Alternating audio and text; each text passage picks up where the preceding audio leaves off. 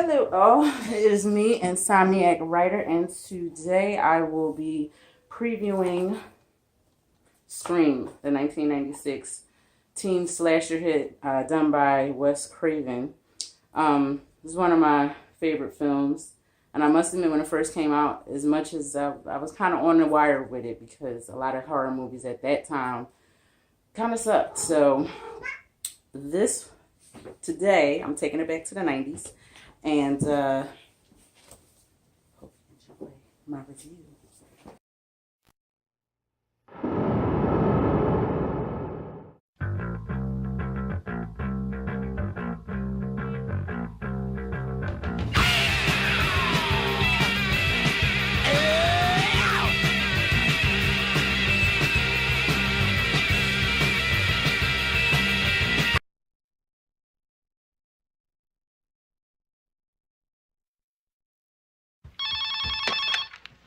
Hello? Hello? Who is this? Tell me your name, I'll tell you mine. I don't think so. What's that noise? Popcorn. You making popcorn? Well, I'm getting ready to watch a video. Really?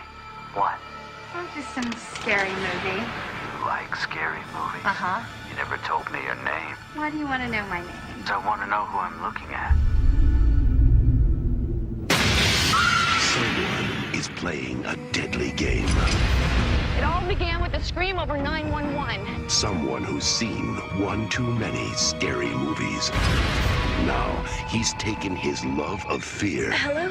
Hello, Sydney. one step too far. Do you like scary movies? What's the point? They're all the same. Some stupid killer stalking some big-breasted girl who can't act, who's always running up the stairs when she should be going out the front door. It's insulting. There are certain rules that one must abide by in order to successfully survive a scary movie. Number one, you can never have sex. It's me. Never, ever, ever, under any circumstances, say, I'll be right back. Because you won't be back. Get another beer, you want one? Yeah, sure. I'll be right back!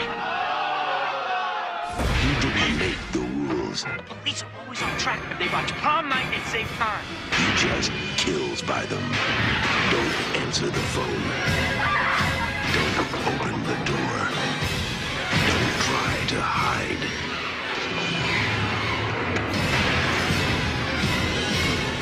Everybody's a suspect!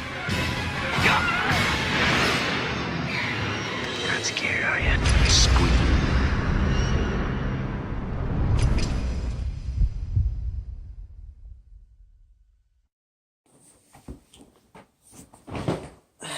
Hello all, it is me, Insomniac Writer, and today I viewed the movie infamously known as Scream, and basically I love this movie. When it first came out, I saw it in the theater with my best friend over 20 years ago. How crazy is that? And one thing that struck me about it was like, okay, this is Wes Craven at his genius, you know, and he's always been like the master of horror and just been just awesome. But what I liked about this movie was that it had a good plot, good storyline, took itself serious but not too serious because it was like a satire where it poked fun at the horror genre but paid homage at the same time.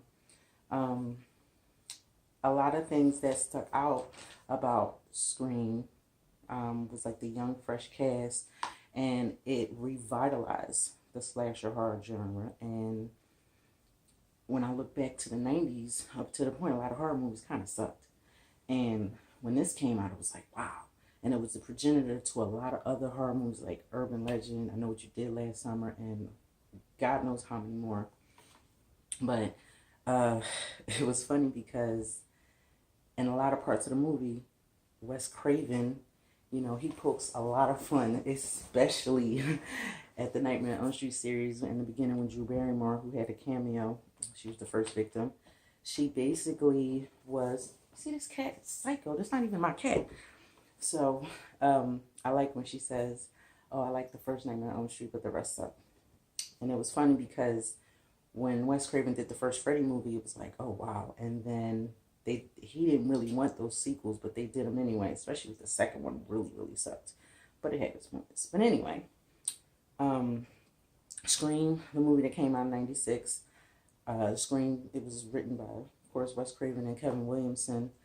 Drew Barrymore, originally, they wanted her to be the main character, Sydney, but she didn't want it. She took the cameo and, of course, the first death scene, which is Casey.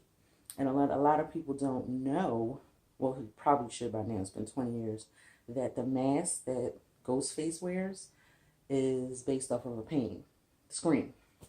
And that also his name really isn't Ghostface. He's the Woodsboro Killer. But when Rose McGowan's character died, she's like, oh, excuse me, it's the Ghostface, you know, and after then it kind of, I guess it just stuck.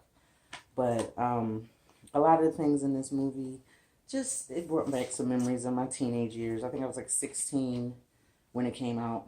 And I don't even know how we got in the theater because we shouldn't have been old enough, but we did, and we saw it, and we had a great time. It was just a really, really, really great movie.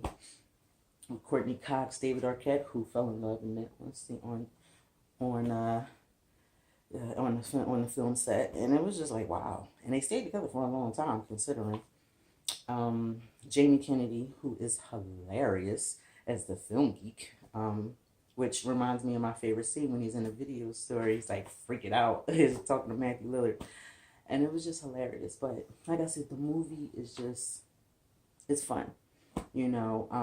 And there's also another scene in the beginning where the parents come home before they realize their daughter's murdered, and the husband tells the wife, go down to the Mackenzies, which is funny because Jamie Lee Curtis's character in Halloween, Laurie Strode, she says the same thing to the kids that she's babysitting when Michael Myers is about to attack. So it was like, wow, they paid homage to another infamous slasher film. But like I said, it had a lot of good scenes, funny, scary. When I first saw this, it did have a lot of jump, like a lot of people were jumping. It was like, you know, and it was just really, really a good movie. And it was clever to the point, like I said, it spun off more sequels and other slasher movies, and it brought back the slasher type films, and so many more started to come out, even to the point they couldn't even think of anything else. They just started rebooting stuff. But Wes Craven, rest in peace, who died 2 years ago, was a genius when it came to the horror movies. It just, he's like, when he passed, it was just like a sour point in my life, because I was like, I grew up watching his films. Everything. Freddy, Last House on the Left, Hills Have Eyes, you name it. I probably saw it. It probably would have been on this list. But, you know, it's just amazing how, like, this movie just did as well as it did, to the point I remember it coming back out in the theater when I started to work at a movie theater that following year, later on. And another thing I thought was funny was the original title was going to be Scary Movie, which is funny because the spoof by Keenen Ivory Wayans was called Scary Movie. But I guess Scream was a good thing, you know. It was a good film because it made people scream and jump. And that's what it did. That was the purpose. What else? You know, that whodunit, not knowing who it was. Because I remember playing a guessing game. And for a while, I did not suspect the boyfriend. I did, but I didn't. But, you know, I really didn't expect his friend to be his partner in crime. It was like, wow. So, check this movie out. And it was on my list for a reason, because it's a good movie for this time of year. And again, I'd like to apologize for the lateness of these videos. I really bit off more than I could chew by saying I could do this every day. But I'm going to try to keep up with it. I have another movie set up for tomorrow. And the day, actually 2 tomorrow, because I got to catch up. But another thing that was famous about this movie is a lot of people started buying caller IDs because it freaked people out, much like how Psycho did for people with showers in hotels and Jaws did for people going in the water. But when a movie has that much of an effect, it's paramount. And it's like, wow. That means that you touched the audience on a level like you scared them. You did what you were supposed to do. And I always thought that was awesome about this movie. So that's why it's on my list. And this is why I'm suggesting it. And this is why I'm reviewing it. So check it out. DVD bin, Blu-ray. I'm sure it's on there. 20th anniversary release was probably last year. you know, check it out. Another favorite scene of mine is when Jamie Kennedy is like explaining the rules to survive a horror movie, and it's like, it's weird because I had a list of things of how to survive a horror movie way back in the day with my movie theater friends, and it was like, wow, I thought of that. Oh, I thought of that too. I thought of that. So, you know, this movie, even like 20 years later, led to a TV series. Like, so you know that it's still paramount to this day, 20 years later. So when this is why this is a classic now, and makes me feel old saying it, but this is a classic, and it is definitely a good film to check out. Even if you watch the other 3 movies after that, Scream 4 wasn't as bad as I thought it would be. Scream 2 was pretty good, even though my favorite character died. It still was a good film. Also funny, scary. So if you get a chance, check it out. I think it might be even online to stream. Pick it up if you can. Order it on YouTube or wherever you can rent it, buy it. If you do, definitely. If you have not seen this movie and you lived under a rock, first of all, slap yourself. Second of all, slap yourself again. And then once you've done slapping yourself at least 2 or 3 times, check this movie out. I mean, come on. Scream. Like, who hasn't seen this movie? But yeah, that's really all I got to say about that. My daughter, again, not present. I have the cat, and she's just... Anyway. I think that's it for today. So again, Scream. Thank you for tuning in. Remember to like, comment, subscribe, share these videos.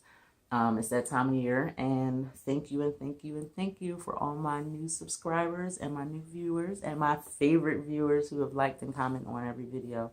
You are much appreciated. But definitely share this with other movie buffs. If there's anything else you would like to mention about the Scream series or any horror movies I've already posted, put them in the comments below. And until next time, Insomniac Writer signing out.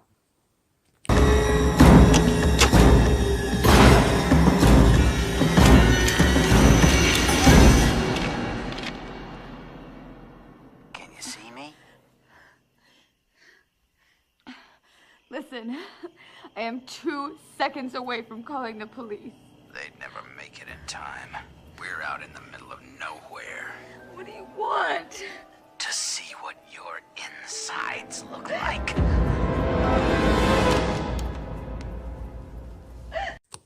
Another thing that this movie made me realize, I never want to live in a town where my neighbor is more than a drive away. If I can't walk or skip and there's something going on in my house, I don't need to live in that neighborhood. That's another thing that made me paranoid.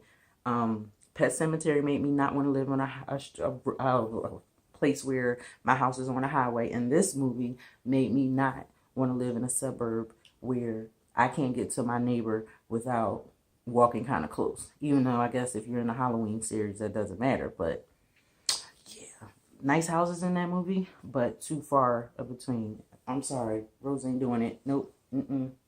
Sorry, even if I win the Powerball today or tomorrow, not gonna happen.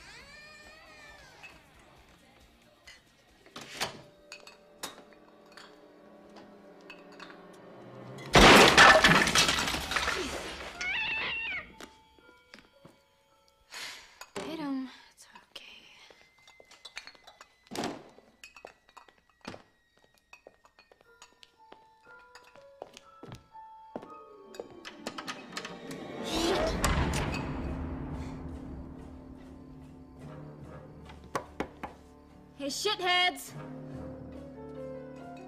Hello?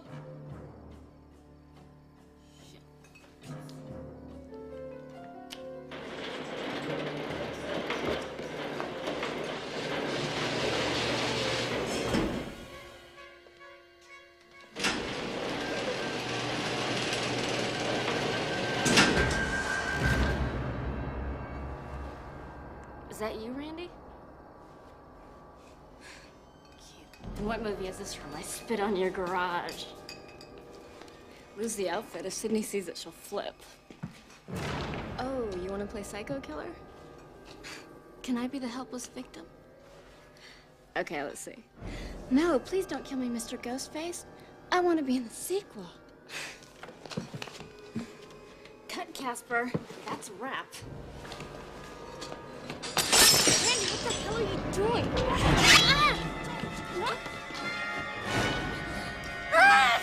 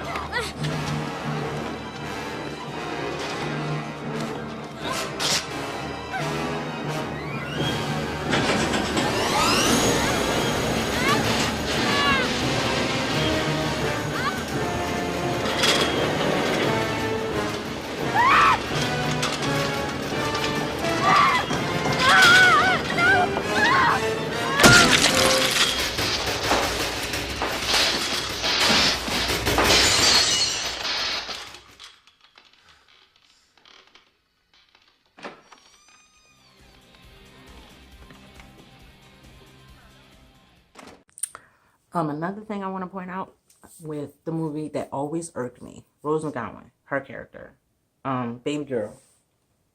Why the hell the garage? Really? Really? Like, you try to squeeze your ass. I know you were tiny, but you wasn't gonna fit through the little cat doggy door in the garage. I always thought that was dumb. And I'm like really, what are you doing? Like, it was like one of those things where I think they put it in there on purpose for the audience to react to how dumb it was. And then also Drew Barrymore, when she's running, bitch, throw the phone. Your parents did, you can't talk, you screaming, bleeding, and dying. Whoosh. Mom, help me. Dad, call the cops. Shoot the guy. Do something.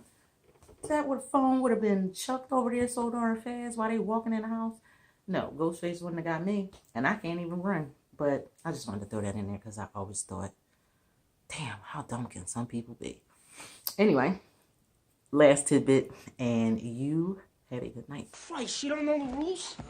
Have an aneurysm, why don't you? There are certain rules that one must abide by in order to successfully survive a horror movie. For instance, number 1, you can never have sex. Big no-no! Big no! I'm a dead man. You can popcorn. Sex equals death, okay? Number 2, you can never drink or do drugs.